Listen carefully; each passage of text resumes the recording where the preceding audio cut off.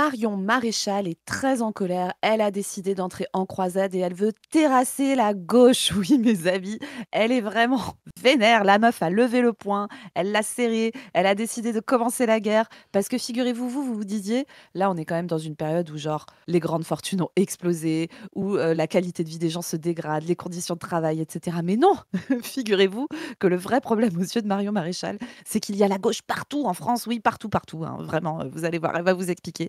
Et que nous sommes des Khmers budgétaires. Oui, mes amis. Donc, écoutez, on va écouter tout ça avec Chris. Chris, comment ça va? Bah ça va plutôt pas mal. Moi je suis content d'apprendre que la gauche est partout. J'avais peur qu'on soit, tu sais, avec un extrême centre ultra-libéral, autoritaire sur la voie de la fascisation. Mais en fait non, on est sous le régime de la gauche et de l'extrême gauche, des Khmers et de Robespierre. Donc je suis très content qu'on soit en 1793 et je l'apprends. Donc ça me fait plaisir.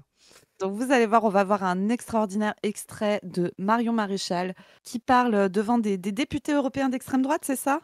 Ouais, Euh, devant l'extrême droite, devant son parti aussi, la Devant son droite qui, parti. voilà, son mouvement, la droite qui gagne. Alors, qui est intéressant parce qu'il est tout petit, parce que vous savez que donc Marion Maréchal n'est plus à Reconquête. Elle a été à Reconquête, mais elle est partie quand il y a eu Après les les élections. législatives? Ouais, après les. Non. Enfin, en fait, elle était élue. C'est pour te dire l'opportunisme, c'est chiant. Elle a été élue députée européenne grâce à Reconquête. Et quand Zemmour a un peu refusé l'union de la droite avec Ciotti et le RN, elle est partie. Donc là, elle nous fait la droite qui gagne. Alors, je vous mets le sous-texte du tweet, je le cite. Marion Maréchal nous dit: partout, il faut dégauchiser la France. Dégauchiser l'école, dégauchiser les tribunaux, dégauchiser les syndicats. Le concept de dégauchiser les syndicats me paraît un peu bizarre, mais bon. Oh, moi, ça me rappelle beaucoup de choses Oui, de oui. l'histoire qu'on Enfin, moi, continue. ça me Oui. paraît. Voilà, voilà. Dégauchiser l'écologie. Alors, nous, on pense qu'elle n'est pas assez gauchisée, mais bon, ça, c'est le sujet. Dégauchiser l'administration, dégauchiser l'Union européenne, dégauchiser le service public. Bon voilà, elle a mis des trois petits points parce qu'après, dégauchiser le café, dégauchiser la Oui. quiche Oui. Lorraine, les appareils auditifs, Audica, on peut tout mettre devant. Enfin, je sais pas ce que tu as comme exemple, tu vois, mais on peut tout faire. Oh ben non, mais moi je pense qu'il faut dégauchiser les bagnoles, faut dégauchiser les toitures, faut dégauchiser, faut tout dégauchiser les Dégauchiser les campagnes, les champignons forêts. de Paris. Monsieur Voilà, il y en a marre. Il y en a marre de toute cette gauche partout. Alors, elle va nous dire, nous sommes le pays le plus taxé, on va voir dans l'extrait, etc. Mais moi, ce que j'aime bien, c'est la guillotine Zuckman. Donc, on a fait une, on a fait une caps avec Padu sur le niveau de guillotine Zuckman. Pour nous, c'est pas une guillotine, c'est un point d'acupuncture. Mais pour elle, c'est une guillotine, donc voilà, point de vue de classe. Mais quelle folie, les amis! Donc, on écoute cette vidéo. C'est parti. C'est la gauche, et on ne terrassera pas la gauche si on n'est pas capable de distinguer l'adversaire de l'allié potentiel, de tracer la ligne de front, de rassembler et d'ordonner ceux qui veulent que la France reste la France. Elle n'est pas dans les trucs anti-système historiques de son grand-père, Le Pen, de sa tati, Marine, voilà. Elle est dans l'union des droites. Et là, son slogan, la droite qui gagne. Voilà, on va voir ce que c'est la droite qui gagne. C'est intéressant parce que, à mon avis, sa ligne est bonne, mais sa masse est trop faible. Voilà. Mm. Oui, pour sauver la France, il faut battre la gauche. Et je parle non seulement du terrain politique, mais aussi médiatique, culturel, judiciaire et syndical. Partout, il faut dégauchiser la France, dégauchiser l'école, dégauchiser les tribunaux, dégauchiser les syndicats, dégauchiser l'écologie, dégauchiser l'administration, dégauchiser l'Union européenne, dégauchiser le service public audiovisuel.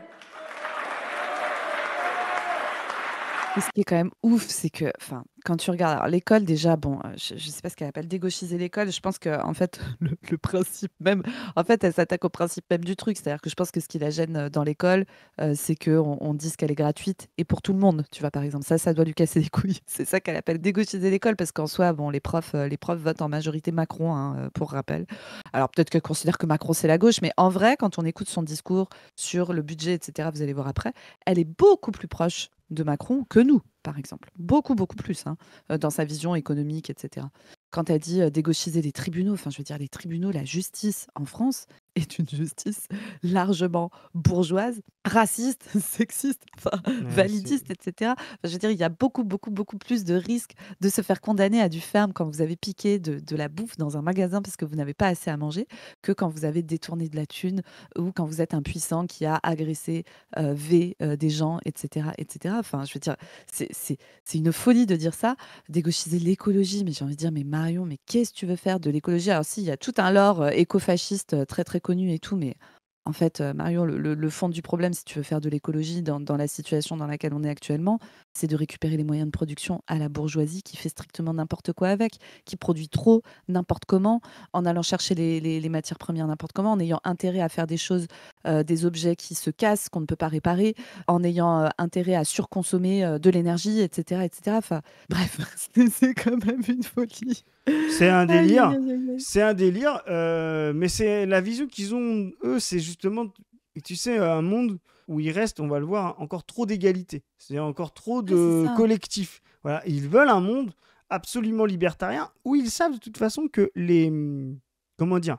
C'est là où, en fait, le libertarianisme est toujours un racisme. Un racisme non dit, un racisme latent, voilà. C'est que ils savent que si on abolit toutes les règles d'égalité, de compensation, etc., c'est ceux qui ont accumulé de manière primitive, comme dirait Marx, le plus qui vont gagner à la fin. Et donc, bah, à la fin, c'est la suprématie des gens qui sont déjà en haut, quoi. C'est-à-dire que c'est un moyen de encore plus les laisser profiter, violenter les gens de manière matérielle. Tu sais, il y avait ces trucs de Macron 2017, le premier de cordée, machin. Mais là, eux, ils arrivent derrière et disent « Oup, on coupe la corde !» Tu vois. Et toi, tu tombes avec ton sac. Tu vois, c'est vraiment, c'est même plus, ils en sont plus là. Faut que vous ayez un truc en tête. Ces gens-là ne veulent pas faire société. Ce sont des gens qui ne veulent pas faire société, qui ne veulent pas du commun, qui ne veulent pas d'une humanité réconciliée. C'est des gens qui pensent comme Margaret Thatcher sur le plan politico-économique, c'est-à-dire il n'y a pas de société, il n'y a que des familles, il n'y a que des individus. Donc ils ne veulent pas faire société. Quand ils disent qu'il n'y en a pas, c'est qu'ils n'en veulent pas. Voilà. Et donc ils veulent détruire toute forme de solidarité, de collectivité. Et pour ça, eh ben, comme ils ne veulent pas faire société, ils sont obligés de montrer matériellement qu'il n'y en a pas, et donc ils vont survaloriser des différences raciales, ethniques, religieuses. Tu vois, ils vont faire des hiérarchies comme ça parce qu'ils vont dire, bah regardez, on ne veut pas faire société, il n'y a pas de société, et regardez devant vous, c'est le réel, les gens sont trop différents, donc on ne pourra jamais. Voilà. C'est vraiment l'adversaire absolu. Et là-dessus, Marion Maréchal, c'est pour ça que je trouve l'extrait intéressant, elle a le mérite d'avoir une ligne beaucoup plus... elle a un cap clair. Voilà, elle a un cap blanc, même si je dirais, si je voulais faire un jeu Chris de mots. a dit Marion Maréchal, trop bien, meilleure femme politique de France. C'est ça qu'il a dit. Hein. C'est ça que j'ai dit. J'ai dit, voilà, on arrête tout, elle n'a pas du team, mais voilà. Mais non, non, tu vois, au moins c'est lisible ce qu'elle fait. C'est cohérent, c'est le pacte raciste dans son entièreté. Il n'y a pas de faux semblants sur la retraite, sur la solidarité. Tu sais, des trucs dans lesquels le RN s'embourbe. Et à mon avis, c'est des failles et des contradictions qu'il faut appuyer. Elle a une ligne très claire. Elle fait très peur. Et quand elle parle de la droite qui gagne, je pense que cette droite-là a plus de chances de gagner que le RN. Elle est plus dangereuse. Et elle a déjà gagné ailleurs, on le verra ensuite. Et je peux vous dire que nous avons du travail. Quand je vois, comme vous, j'imagine, depuis maintenant plusieurs semaines, partout sur les antennes, tous les journalistes de gauche se faire le relais des élus LFistes. Alors là, j'étais pas prêt, moi. Là, Laisse-la finir sa phrase. Je veux savoir ce que font les journalistes de gauche relais des députés LFistes. Faire en sorte que tout soit ramené au sujet de la dette et du budget sur la taxe Zuckman. On a... Marion. Le mec qui a tout ramené sur le sujet du budget et de la dette, c'est François Bayrou, d'accord? C'est lui. C'est lui qui s'est pointé en juillet pour dire d'énormes dingueries, Marion, hein, d'énormes dingueries, genre va falloir remettre en cause les affections longue durée pour les gens malades, va falloir remettre en cause les arrêts de travail, va falloir augmenter les franchises médicales. Le mec est arrivé en disant il va falloir niquer la vie des gens sur les choses qui sont les plus nécessaires à leur survie, notamment leur accès à la santé, d'accord? Alors, elle doit trouver que la santé, il faut la dégauchiser aussi, hein, je pense, notre chère Marion, qui pense que bon, qu'en fait, ça serait bien de faire des cliniques privées, de faire comme aux États-Unis, c'est-à-dire les gens qui payent des assurances santé de barjo. Parce qu'après, elle va nous parler de dépenses publiques, etc. On va reparler un peu des trucs là, des bails. Mais Elle pense que quand Beyrouth se pointe, propose un budget comme ça, qui hérisse le poil à 90% des gens, hein, Marion Maréchal. Enfin, je veux dire, c'est pas une lubie de journaliste. Tout le monde pète un câble quand il entend ça dans un pays. Alors toi, tu as grandi dans le château de Montretout, dans une famille de grands bourgeois, etc. Donc tu ne t'en rends pas compte. Mais en fait, enfin, je veux dire, les gens normaux en chient, en fait, hein, qui ne sont pas toi. Les gens en chient, d'accord.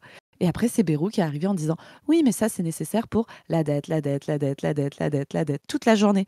Donc là, Marion, que tu viennes nous faire ce discours-là, genre ouais, il y a des journalistes de gauche, ils parlent que du budget tout le temps, mais c'est le sujet politique principal qui a amené au virage de Beyrouth, qui a demandé la conscience et qui ne l'a pas eu le 8 septembre dernier. C'est le sujet principal qui donne lieu au mouvement social actuel. Marion Maréchal, qu'est-ce que tu racontes? Et donc moi, je veux des noms. Je veux des noms. Qui sont les journalistes LFI? Est-ce que c'est Pascal Pro? Est-ce que c'est Nathalie Saint-Cric? Est-ce que c'est Alain Minc? Enfin bon, bref, moi je veux savoir qui sont. C'est Léa Salamé peut-être éventuellement la femme de Raphaël Glucksmann. Je ne sais pas qui sont Nicolas Demorand. Enfin, qui sont ces journalistes de gauche? On veut savoir, Marion Maréchal. Ouais, clairement. Moi, je veux savoir parce que je t'ai dit, je découvre le monde selon Marion Maréchal Le Pen. Et c'est un point de vue de classe. Hein. Moi, je pense pas qu'elle mente. Hein. Je pense qu'elle est objectivement, pour elle, entourée de gens de gauche. Quoi. Enfin, c'est clairement ça. 3 300 milliards d'euros de dette, 800 milliards d'euros de dépenses sociales annuelles.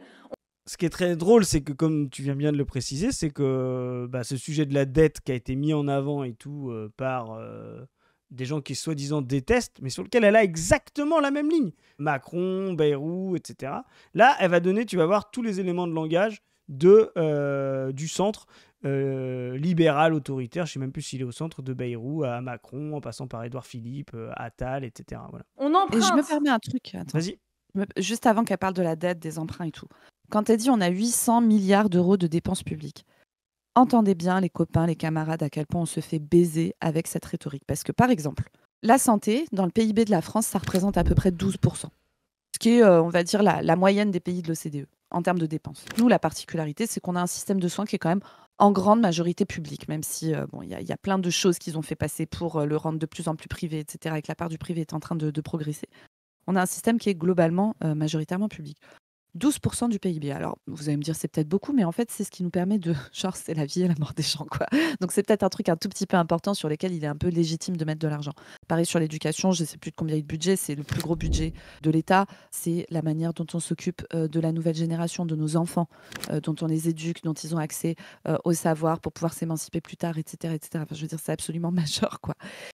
12% pour la santé. Aux États-Unis, qui sont un pays où la santé est très, très, très largement privée, c'est 18%. Donc, en fait, la question n'est pas tellement le taux de dépenses publiques, parce que si vous baissez la dépense publique dans ces secteurs-là, en fait, on va continuer à dépenser de l'argent pour payer ça. Quand ce n'est pas un système de soins publics qui est financé, les gens payent quand même de la thune pour se financer de la santé. C'est-à-dire que les gens ne s'assoient pas par terre en se disant « Tiens, mon enfant a une leucémie, je vais m'asseoir par terre et comme il n'y a pas de système de soins publics, je ne vais rien faire. » En fait, ce sont des privés qui prennent le relais.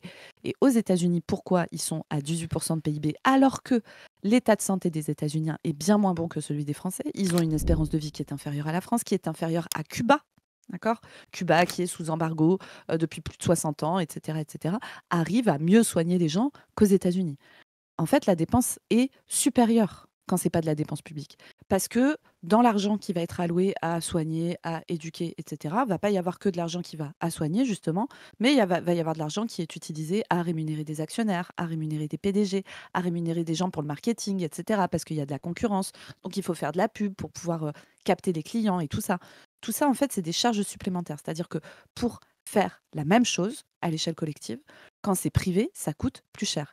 Et donc, elle vient vous agiter la dette, la dépense publique, Et c'est très symptomatique parce que Marion Maréchal fait probablement partie des gens qui vont vous parler des charges. Ce qu'elle appelle charges, en fait, c'est des cotisations. Hein. Donc, c'est les cotisations que vous mettez pour la retraite, par exemple, pour le chômage, pour la santé, comme on l'a dit juste avant. Jamais ces gens ne vous parlent des charges privées que vous êtes obligé de payer tout le temps. Un très bon exemple, c'est vos assurances en fait. L'assurance de votre bagnole par exemple. Vous êtes tous obligés, si vous avez une voiture, d'assurer votre voiture. C'est la loi. Vous pouvez être condamné si vous ne le faites pas. Une assurance privée de voiture, ça coûte un prix monstrueux. En plus, quand votre voiture, c'est ce qui vous permet d'aller travailler, de balader vos gamins, etc., vous avez besoin qu'elle roule. Donc, vous avez besoin que votre assurance vous prenne en charge. Et donc, vous allez prendre une assurance plutôt de bonne qualité. Et donc, vous allez payer 80, 100, 120, 150 balles par mois. C'est des postes de dépenses monstrueux pour les gens. C'est pareil pour votre assurance de maison, hein, d'ailleurs. Et le fait que ces assurances soient des assurances privées, la réalité, c'est que tout l'argent que vous cotisez à ces assurances, vos 150 balles par mois pour la bagnole, plus vos 80 balles par mois pour la maison, etc. Tout ça, c'est de l'argent dont une grosse partie part dans les PDG, les actionnaires, comme je vous expliquais tout à l'heure. Donc, il faut vraiment mesurer la baisse que c'est, parce que si on avait des assurances publiques pour les voitures, pour les maisons, Marion Maréchal le compterait comme dépenses publiques, d'accord. Mais au final, à nous tous, à l'échelle individuelle, ça nous coûterait beaucoup moins cher. Si vous pensez, et le bon exemple, je vous le dis tout le temps, mais je le redis ici, c'est la différence entre l'assurance maladie, la Sécu, et les complémentaires santé qui fonctionnent sur le régime des assurances privées. Quand vous cotisez 100 balles à la Sécu, il y en a 97 qui partent dans les soins et 3 qui partent dans les frais de fonctionnement. Quand vous cotisez 100 balles à AXA pour votre complémentaire santé, il y a 78 € qui sont alloués aux soins et 22 € qui vont dans les frais de fonctionnement d'AXA, les PDG, les actionnaires et tout ça. Moi, je vous donne cet exemple pour la santé parce qu'il est très étudié par des économistes, etc. Je pense à Nicolas Da Silva notamment, qui a écrit beaucoup d'articles dans Alternative économique qui parlent de ça, qui sont passionnants, que je vous conseille. Mais la réalité, c'est que vous pouvez faire ça avec toutes les assurances privées. Il y a des charges privées partout. Le fait que l'énergie a été privatisée, le prix que vous payez pour votre électricité à un fournisseur d'électricité privé, etc., est bien plus élevé que si l'électricité était publique. Donc comprenez-nous bien, quand elle vous dit 800 milliards de dépenses publiques, si cette dépense n'était pas publique, ça nous coûterait 1200 milliards. C'est vraiment de la baisse, ce truc-là. Il ne faut pas se faire avoir par ce discours-là. C'est un discours de bourgeois qui a envie de capter la thune. Son problème, c'est pas que de la thune soit dépensée. Son problème, c'est que la thune ne soit pas captée par sa classe à elle. Et c'est clairement ça qu'elle est en train de vous dire, là, quand elle vous dit ça, Marion Maréchal. Ensuite, là, vous allez voir, on va parler de la dette et ça va être très intéressant aussi, les emprunts, etc. Mais vraiment, ne vous laissez paniquer et vous voyez bien là que c'est strictement un discours de macroniste sur le plan économique. Cette meuf est une macroniste en beaucoup plus raciste. Hein. C'est ça. C'est vraiment le discours par les riches, pour les riches, voilà. Et par les riches, pour les riches, par le racisme. La couche en plus que Macron commence à mettre en place largement avec Retailleau, mais de manière un petit peu hypocrite, voilà, sans l'assumer. Là, elle va l'assumer jusqu'au bout. Et c'est vraiment la droite la plus dangereuse, parce que c'est une droite qui s'assume et qui est cohérente de bout en bout. Imaginez plus de 300 milliards d'euros sur les marchés financiers chaque année, simplement pour garder la tête hors de l'eau. Nous sommes le pays le plus taxé du monde. Mais non, nous avons les Khmers budgétaires, les Robespierre de l'impôt. Les Robespierre... Les Khmers, c'est nous les Khmers budgétaires. Oui, elle est en train de comparer. La Cour des comptes de... Comment il s'appelle Moscovici, voilà. C'est les Khmers budgétaires. Évidemment. Voilà, sur ce truc, mon Chris, là, on emprunte 300 milliards juste pour garder la terre hors de l'eau, etc. Déjà, est-ce qu'on peut rappeler le fait qu'on est obligé d'emprunter de la thune à des banques privées? D'accord ? Oui, on ne peut pas produire la monnaie nous-mêmes. Donc, on est obligé de passer par des banques privées qui nous imposent des intérêts. C'est-à-dire que le simple fait de produire l'argent, ils ont réussi à nous inventer une taxe, en fait, qui ne dit pas son nom. Mais véritablement, c'est une taxe du système bancaire sur le fonctionnement global du monde. De dire, c'est ça, c'est un impôt. Exactement. Vous allez nous payer. C'est combien déjà les intérêts? Je crois que si tu les cumules, c'est le montant de la dette française, en fait. Ah oui, Notre dette est liée au fait qu'on emprunte de la thune à des banques privées qui nous font payer des taux d'intérêt, alors que nous n'avons pas le choix. Nous ne pouvons pas produire la monnaie nous-mêmes à cause des fonctionnements qui ont été décidés dans les années 70, notamment. Mais ce qui est pire que ça, Zoé, c'est que la monnaie est produite par nous-mêmes. C'est-à-dire que... Mais oui. Regardez ce que c'est la monnaie. C'est une convention. La monnaie n'existe pas. Je veux dire, la monnaie, sur le plan matériel, quand vous distribuez un billet, une pièce, etc., elle ne vaut pas plus que la matière totale et son coût de production qu'il y a dessus. Elle ne vaut 1 €, elle n'est échangeable que contre 1 € de marchandises, simplement parce que c'est une convention. Ça, c'est la collectivité qui fabrique ça. Voilà. Et dites-moi bien le truc. Dans les années 70, justement pour soi-disant lutter contre l'inflation qui posait des problèmes aux émetteurs de dettes et donc qui ne retrouvaient pas leurs intérêts, il a été empêché aux États notamment en France, d'émettre sa propre monnaie. Parce que faisait l'État? Il émettait sa propre monnaie, faisait un circuit du trésor, et puis ça faisait effectivement de l'inflation, parce que plus de masse monétaire fait diminuer la valeur de la monnaie, mais ça créait de l'activité, c'était compensé, les salaires étaient indexés sur l'inflation, etc. Dans les années 70, on a dit non, maintenant, en fait, vous continuez, l'État, d'assurer la convention de la monnaie, son impression, sa distribution, poursuivre les gens qui fabriquent de la fausse monnaie. Vous êtes le seul fabricant de vraie monnaie. Mais par contre, il faut demander à un tiers si vous avez le droit d'en émettre. Et quand il vous dira oui, il vous dira qu'il faut lui rendre de l'argent en plus. C'est comme si moi je disais putain, je suis endetté de ouf, alors que la seule monnaie qui existe réelle, c'est la mienne, que moi j'imprime dans mon garage. Je vais demander à Zoé si je peux en fabriquer un peu plus pour payer mes trucs. Et comme ça, si elle me dit oui, je lui donnerai 100 € tous les ans en échange. Bah, c'est ce que le système bancaire a fait. Et c'est ce qui fait que la charge de la dette augmente. Parce qu'effectivement, comme vous avez ce poids à payer de remboursement, bah, vous ne pouvez pas le mettre ailleurs. Et donc, ça vous fait un trou dans votre trésorerie. Et donc, comme ça vous fait un trou dans votre trésorerie, vous êtes obligé de réemprunter. Et c'est à l'infini comme ça. Donc, vraiment, ça, c'est un truc absolu. Il va falloir revenir à la souveraineté monétaire des États. Ça, c'est des choses, vous pouvez aller voir sur Position Revue, on en a parlé sur la MMT. C'est une violence, une extorsion, et c'est une violence concrète. C'est-à-dire qu'aujourd'hui, nous, on avait fait venir Samba Sylla, qui est un économiste sénégalais, justement, et qui travaille sur ces sujets-là. C'est aussi un pouvoir politique et géopolitique d'obliger tous les États à ne pas être souverains sur leurs dettes, c'est-à-dire à être incapables de maîtriser le système économique. Voilà. Et donc, voilà où on en est aujourd'hui. Et ça, vous n'entendrez pas dans la bouche de Marion Maréchal. Elle a le même discours que tous les banquiers. Voilà. C'est une banquière raciste. Voilà, c'est tout. C'est ni plus ni moins. Qui ont fait leur liste. Non, là-bas, il y en a encore 500 qui bougent. Sortez les fourches fiscales. Amenez la guillotine Zuckman et taxez-les. Alors la fameuse guillotine Zuckman, Chris, est-ce que tu peux nous rappeler à quel million d'euros ça commence la taxe Zuckman? Alors ça commence à 100 millions d'euros, c'est une taxe plancher, et on prend 2%. Vous vous rendez compte que la meuf dit il y en a un sur le patrimoine qui bouge. Elle parle des gens qui ont plus de 100 millions d'euros de patrimoine, et selon elle, il y en a plus assez qui bougent. Mais non, mais madame, il y a 15% des gens dans ce pays qui sont en dessous du seuil de pauvreté. De quoi tu putain de parles? Vraiment, mais le niveau d'indécence de cette personne. Vous avez vu à quel point elle est en train de nous baiser sur l'histoire de la dépense publique, parce qu'en fait, vous allez dépenser quand même de l'argent. Si c'est pas le collectif qui s'occupe de l'école, de la santé et tout ça, vous allez quand même le dépenser, ce putain d'argent. Vous allez en dépenser plus pour un service moins bon. Ça va être de la merde. Sur le coût de la dette, vous avez compris qu'en fait, le problème, c'est qu'on est littéralement ponctionné, racketté par des banquiers sur notre propre production de monnaie. Et là, maintenant, elle est en train de nous parler de guillotine et de pauvres 500 qui bougent encore pour littéralement les 0,01% de gens les plus riches de ce pays qui voient sa population s'appauvrir progressivement. Mais Marion Maréchal, quand est-ce qu'on sort les fourches? Putain, mais c'est tellement indécent. Et donc, allez voir la vidéo qu'on a fait sur la taxe Zuckman. Mais nous, je vous rappelle qu'en plus, nous, Zuckman, on trouve que c'est de la merde, d'accord? Nous, on veut tout leur reprendre, on veut pas leur prendre un tout petit peu de ce qu'ils ont, etc. Ça, c'est de la merde. On veut tout leur reprendre l'appareil de production pour le faire tourner mieux, plus efficacement, plus démocratiquement, de manière à ce qu'on puisse notamment faire l'écologie, la justice, etc., les trucs dont tu as parlé avant. Ils sont fous sur la taxe Zuckman parce que c'est une taxe sur le capital. Ça veut dire qu'en fait, une taxe sur le revenu, c'est vous avez un flux de revenus. Tu vois, toi, tu as un flux de revenus de 3000 et puis on t'en prend 100, quoi, 200. Eux, ce qu'on va leur demander, c'est de dire, vous allez devoir, sur votre stock de capital, payer un impôt sur cette rente. Donc pour eux, c'est vraiment l'horreur de l'horreur. C'est-à-dire qu'on leur empêche de faire du capitalisme.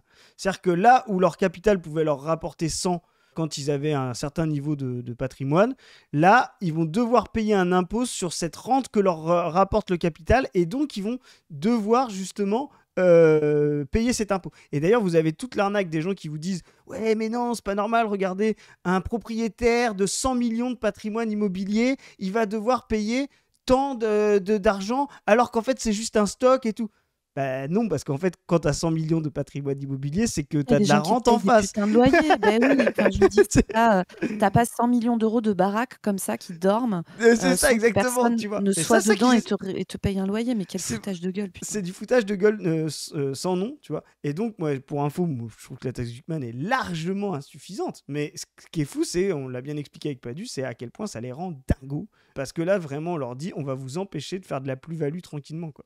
Chienne de garde du capital, hein, Marion Maréchal. Hein. Exactement. J'ai choisi d'en rire et je ne vous cache pas que je suis pas souvent le point levé en appelant à la taxation, mais T'es pas souvent le point levé tout court. Bah, tout court, Marion. Marion. Enfin, je veux dire, Ouais, littéralement, tu tiens le discours de tous les puissants, en fait. Hein. c'est ça. je ne sais comment prendre cela autrement qu'en riant parce que quelle folie, les amis. Moi, je dis stop. Stop, il faut en finir avec cette gauche du ressentiment et de la jalousie, de la manif, du blocage, des menaces, des insultes, de la violence. Cette gauche de la haine, parce que la haine, elle est bien de leur côté. Et c'est urgent. C'est marrant, c'est le ressentiment. Tu sais, c'est vraiment les trucs de Rojdi, là, les Nietzschéens, etc. Tu sais, ils utilisent vraiment tous ces discours-là de, en fait, la gauche. Mais ça, c'est Nietzsche. Hein. Le mouvement socialiste, les ouvriers, c'est des gens qui ont du ressentiment envers les puissants et qu'ils manifestent comme ça avec voilà. Donc, quand vous entendez des gens critiquer les militants qui veulent transformer la société, qui veulent équilibrer les choses, quand vous entendez le mot ressentiment, et je salue des gens qui se font passer pour de gauche en nous vendant du Nietzsche, je vous salue bien bas et je vous estime très peu, eh bien, à chaque fois, c'est red flag. Hein. À chaque fois, on vous dit, non, en fait, vous ne voulez pas d'humanité concrète, ce que ne voulait pas Nietzsche. Hein. Nietzsche était pour une aristocratie fondée sur l'esclavage. Donc le nietzschéisme est un anti-humanisme, est une saloperie et un anticommunisme. Voilà. Pardon pour Nietzsche qui a pris cher. Non, tu as raison. Qui a pris ce qui lui revient, à mon avis. C'est urgent, parce que si nous perdons encore 5 ans, combien de centaines de milliards d'euros de dettes supplémentaires allons-nous subir? Combien d'entreprises auront mis la clé sous la porte? C'est bien, voilà. C'est vraiment le discours de droite, quoi. Les entreprises qui mettent la clé sous... Là, on a vraiment... Comme elle a rien dit de raciste. Alors, elle a eu tout son truc de dégauchisé qui est un peu extrême, tu vois, mais qui est très extrême droite, tu vois. Mais tout le moment où elle parle sur la dette, elle aurait pu être dans une convention de Gabriel Attal ou de Édouard Philippe, ça passait crème. Ah ouais, ça passait même de l'aile droite du Parti Socialiste, mais bon, bref. Voilà. Alors moi, je vais montrer, parce que c'est... Pourquoi je dis que c'est une droite qui est inquiétante, une extrême droite même, parce qu'elle est au pouvoir dans un pays, elle est au pouvoir en Italie, voilà. Meloni, Giorgia Meloni, voilà, espère qu'un jour, un gouvernement conservateur comme elle arrive au pouvoir. Sachant que Marion Maréchal, il me semble, est mariée à un dirigeant d'extrême droite italien, hein, je crois. Tout à fait. Ouais. Donc nous avons besoin de beaucoup plus de gouvernements conservateurs, a déclaré Giorgia Meloni. J'espère qu'un jour, cela pourra arriver en France pour offrir une alternative gouvernementale forte. Donc c'est vraiment l'alternance qu'il propose, etc. Et elle a fait une vidéo justement devant le public de Marion Maréchal, la droite qui gagne. Voilà. Donc c'est vraiment le mélonisme que veut Marion Maréchal. En Europe, la droite qui gagne, elle a fait une vidéo justement. Nous devons transmettre le message que nous, les partis conservateurs, nous sommes prêts partout dans le monde à assumer la responsabilité gouvernementale. Mélanie veut une Europe moins bureaucratique, on est capable de gouverner, s'apprête à devenir le 3e gouvernement le plus durable de la République italienne. Voilà. Et là, ce qui est intéressant, c'est qu'on va voir la dirigeante italienne a de nouveau vanté les résultats économiques de son pays dans l'agence de notation Fitch. Voilà, qui a relevé la note de l'Italie. On va voir après les notes, etc. Mais là, on est vraiment dans la preuve qu'on a un gouvernement extrêmement libéral, extrêmement conservateur, qui est lui-même orienté vers les plus riches. On sait où ils sont dans le graphique, hein, Zemmour, Marion Maréchal. Mais si vous êtes populaire et que vous croyez à ces solutions-là, bah, vous allez voir, on va vous montrer encore plus. Mais c'est vraiment le gouvernement par les plus riches, pour les plus riches et par le racisme. Voilà. Et tiens, je vais vous montrer un petit... risque d'un exode vers l'Italie. Regarde, donc voilà la politique de d'entrepreneurs Mélanie, français hein, brandissent que veut le Marion risque Maréchal. d'un exode vers l'Italie. Beaucoup de financiers français ou de dirigeants d'entreprises détenus par des fonds regardent le régime fiscal italien comme un Eldorado. Le gouvernement Meloni a réduit la fiscalité des plus-values lors des cessions d'entreprises à seulement quelques pourcents. Et depuis plusieurs années, l'Italie a fixé un forfait de seulement 200 000 € d'impôts par an pour les revenus réalisés à l'étranger des nouveaux résidents fiscaux. Elle les attire désormais de plus en plus. Le patron patron du MEDEF cite d'ailleurs Ah, l'exemple notre de la copain. Grande-Bretagne qui a vu partir plusieurs milliers de contribuables vers Milan après avoir durci leur fiscalité. Patrick Martin se félicite que Giorgia Meloni marche main dans la main avec le patronat italien, encourageant François Bayrou à faire de même. En attendant, Bercy scrute de près ses premiers mouvements d'exilés fiscaux français vers l'Italie et craint des pertes fiscales importantes. Donc voilà le patronat italien qui marche avec les ultra-conservateurs, les néofascistes. Et on a un président du MEDEF, dont on a parlé récemment, là, qui s'en félicite et qui invite à faire de même. Voilà, donc là, quand je vous dis que c'est une droite qui est extrêmement dangereuse, c'est la ligne Marion Maréchal Le Pen va être la ligne du MEDEF, va être la ligne du patronat, beaucoup plus que la ligne RN. C'est pour ça que nous, on dit le RN va exploser. À un moment, il ne peut que exploser parce que sa ligne faussement sociale, etc., ne va pas être tenable. Elle ne va pas permettre justement cette conjonction avec le patronat. Voilà. Ligne qui est d'ailleurs en train de disparaître un peu via Bardella, hein, quand tu regardes Exactement. le discours de Bardella, est vraiment un discours qui est en train de migrer en fait vers une droite ultra-libérale classique, on va dire, avec beaucoup de racisme, avec évidemment beaucoup de xénophobie et tout ça. Et c'est exactement Mélanie qui prend le pouvoir aussi en faisant miroiter aux classes populaires italiennes que, alors certes, elle va faire d'énormes cadeaux aux riches, etc., mais ça, c'est pas très vendeur, quoi. Et donc, qui fait miroiter le fait de virer les étrangers et tout ça, tu vois, la pénurie, etc., etc. Et qui, face au patronat notamment agricole italien, se rend compte très rapidement qu'en fait, si elle vire les sans-papiers, il n'y a personne pour aller se faire payer au black, au lance-pierre, etc., dans les champs. Et qui du coup finalement s'assoit même sur sa part la plus xénophobe et tout, si c'est pour aller dans le sens du patronat et des exploiteurs, quoi. Ben, clairement, il faut qu'on en finisse avec ça. C'est-à-dire qu'on voit de toute façon, à la fin, quand ils vont libéraliser et tout, ils vont faire revenir des immigrés de manière ultra violente. C'est aussi pour ça que nous, il faut qu'on en finisse avec mais qui... Et il y a des discours comme ça à gauche. Mais qui va sortir vos poubelles ? Il faut qu'on en finisse avec ça. Mais qui va sortir vos poubelles s'il n'y a pas les immigrés ? Qui va faire ci ? Qui va faire... Bah non, en fait, vous allez tous... On va Alors tous moi, y j'ai une participer. idée de qui Voilà. va sortir les poubelles. Ça va être Patrick Martin, le patron du MEDEF, qui va aller prendre son tour pour sortir les poubelles. Et ça suffit, c'est quoi ce délire-là ? Et en fait, ce qu'il faut comprendre, c'est que justement, ce libéralisme raciste est ce qui fabrique la hiérarchie au sein du prolétariat et qui le racialise. Le patronat, à la fin, va racialiser justement pour pouvoir faire accepter des salaires immondes à la population et à ceux qui les ont, à des gens les plus racisés, les plus violentés, les plus précaires, les plus menacés par la police. Voilà. Et la solution de la gauche, ça n'a jamais été d'inverser les causes et les symptômes. Là, ça n'a jamais été d'être contre l'immigration. Parce que de toute façon, le patronat fera rentrer des gens s'il en a besoin. Ça a toujours été de dire, mais non, les mêmes droits et la même souveraineté collective pour tous les travailleurs. Donc, moi, je le dis clairement, abolition de la nationalité. Moi, je le dis, ça c'est pour Twitch gauchiste, je le dis, moi je suis pour l'abolition de la nationalité. Je ne comprends pas ce concept, ça n'a aucun sens pour moi, la nationalité. C'est qu'est-ce que ça veut dire d'être français, de machin. On est là, on a les droits qui sont là. Voilà, c'est ça, pour moi, je suis pour la territorialité des droits. Vous êtes sur un territoire, il y a des droits sur un territoire, ils sont pour tous. Voilà, vous êtes arrivé demain, il y a 300 ans, il y a 20 générations. Enfin, je sais pas ce que tu en penses, pour moi, ça n'a aucun sens. Droit du travail, droit à la sécurité sociale, droit de citoyenneté pour le vote, etc. Et ça a toujours été le combat de la gauche, de faire en sorte que l'humanité soit entière et indivisible face à tous les droits possibles et imaginables, qu'ils soient citoyens, matériels, travailleurs, etc. Voilà. Et ça n'a jamais été d'attaquer l'immigration ou de fermer les frontières comme certains nous font croire. Et donc là, Chris, tu nous as mis les pays de la zone euro. Voilà. Et leurs dettes. Qui représente leur classement par les marchés financiers qui, je vous rappelle, nous raquettent sur la monnaie que nous produisons nous-mêmes en nous obligeant à passer par eux et à leur payer des intérêts qui sont totalement injustifiés, quoi. Et donc, on est bien d'accord, donc les mieux notés, c'est la Suède, l'Allemagne, les Pays-Bas, ensuite, il y a nous, l'Espagne, la Pologne et tout, un peu moins bien. Et tous les pays en rouge, là, que vous voyez, dont l'Italie, sont très mal notés par les marchés financiers. Vous vous souvenez, on a tout un discours à la radio là qui est insupportable, genre les marchés sont inquiets, les marchés sont frileux, les marchés machin. Putain, t'as l'impression que les marchés, c'est des gosses de 4 ans qui n'arrivent pas à gérer leurs émotions, quoi. C'est quand même une dinguerie. Et il me semble que du coup, les taux d'intérêt sont indexés sur ces notes, et c'est-à-dire plus ta note est mauvaise, plus ton taux d'intérêt est haut, hein, c'est ça. Donc, en gros, plus les marchés décident que du coup, ils vont te faire payer plus de thunes. Mais, enfin, est-ce que vraiment, il va falloir se poser dans cette situation. Tu vois, quand les gens disent, vous, les communistes, vous êtes utopistes, idéalistes au sens, vous êtes loin de la réalité et tout ça. Mais sérieusement, regardez la manière dont fonctionne ce système. Ça n'a aucun putain de sens. On court à notre perte avec ce fonctionnement-là.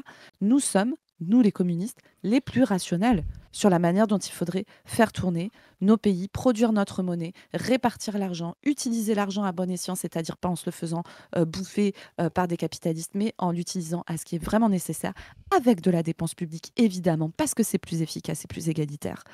Voilà ce qu'il faut. Chris, est-ce que tu as envie de dire un petit mot de la fin ? Non, je dis ça, c'est juste pour vous montrer que malgré en fait tous les trucs, bon, l'Italie est derrière, hein, c'est juste après avoir changé la dernière note de Fichte là dont on parlait dans les choses. Donc, voyez ce que va faire Marion Maréchal et ce que fera l'extrême droite. La ligne Marion Maréchal va prendre la main, parce que comme je dis, elle est plus cohérente. Ce sera qui ? On ne sait pas. Est-ce que ce sera Retailleau ? Est-ce que ce sera elle ? Est-ce que ce sera une alliance ? Est-ce que ce sera Retailleau, Marion Maréchal, Bardella ? C'est ce que dit la prophétie. Mais donc, nous, c'est à ça qu'on croit. Voilà. Mais faut bien avoir en tête que quand vous voyez les notes, ce ne sont pas des notes de performance économique, de stabilité économique. L'économie est ce qu'on appelle de l'économie politique, comme dirait Marx, qu'il appelait lui-même de la merde. Voilà. Quand vous voyez des gens avoir une bonne note chez Fichte, ce n'est pas la performance de leur économie, c'est leur degré de soumission au marché financier et de rentabilité de profit et bancaire, c'est-à-dire leur capacité à maintenir la rentabilité et le taux de profit. Et donc, quand vous voyez les pays en rouge, c'est qu'ils ont des rentabilités faibles. Et quand vous voyez des gens en vert, c'est qu'ils ont des taux de rentabilité extrêmement violents. Je le rappelle, l'Allemagne, les Pays-Bas, le Danemark, la Suède, c'est là où il y a des niveaux d'extrême droite qui commencent à être extrêmement importants également. L'Allemagne, l'AfD, la Suède, le Danemark, Geert Wilders. Vraiment nos copains des Pays-Bas. Voilà, Geert Wilders aux Pays-Bas. Donc, une longue tradition chez eux. Je rappelle qu'ils ont réussi à exterminer quasiment 100% des Juifs pendant la Seconde Guerre mondiale. C'est vraiment un truc absolument inégalé. Une participation active de beaucoup de monde pour pouvoir faire ce truc absolument atroce.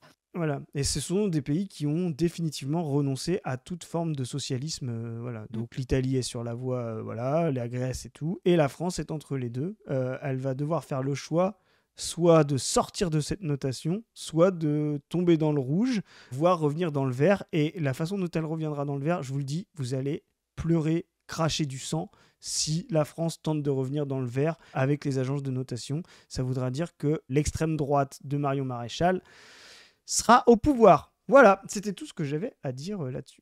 Donc pour rappel les copains, vive la dépense publique, ça coûte moins cher, c'est plus efficace, c'est plus juste, c'est plus démocratique.